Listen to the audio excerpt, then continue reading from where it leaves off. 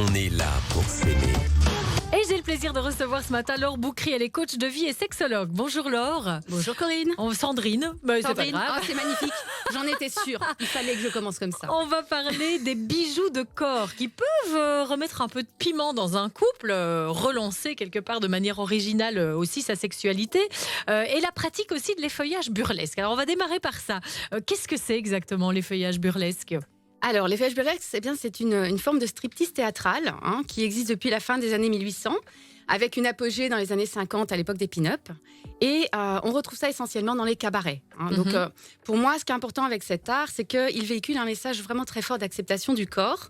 Dans l'effeuillage burlesque, finalement, tous les corps sont beaux. Il n'y a pas de normes.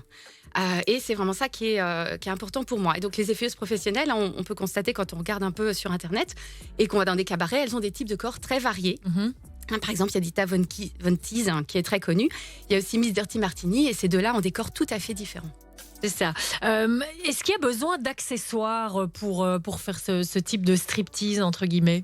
Alors, oui, quand on fait des feuillages burlesques en spectacle, oui, mais bien ça sûr, il y a plein s'apprend. Enfin, je veux dire, il y a des écoles où on peut apprendre ça. Oui, il y a des écoles où on peut apprendre ça à Bruxelles. Il y en a également. Moi, en fait, j'utilise les feuillages burlesques vraiment dans un cadre plus thérapeutique. Donc, j'organise des sessions d'initiation à Bruxelles. La prochaine, c'est le 20 février, au passage. Donc, on vient apprendre et l'idée, c'est de le faire ensuite devant son partenaire, son conjoint. Voilà. Alors. Donc, en fait, moi, l'initiation, elle n'est pas tant pour pouvoir apprendre à faire un striptease devant ou un effeuillage devant quelqu'un, même si effectivement c'est possible. Moi, je vais plus travailler sur le regard sur le corps. Donc, on n'a pas besoin d'accessoires particuliers quand on vient à une initiation. Il suffit de prendre quelques vêtements de tous les jours et on va regarder en fait comment on va pouvoir enlever ces vêtements dans un moment vraiment de détente, de rire, de complicité entre femmes. Et l'idée, c'est de faire sortir les personnes de leur zone de confort et de pouvoir les aider à se découvrir, à se regarder autrement, de porter un autre regard sur leur corps, dans un cadre bien sûr très sécurisant et respectueux où rien n'est obligatoire. Ça, c'est très important. Ça vous vient d'où cette passion ? Eh bien, ça vient de ma passion pour le rapport au corps. Donc, moi, je trouve que c'est très important de pouvoir s'assumer, de pouvoir s'habiller comme on a envie, se sentir bien.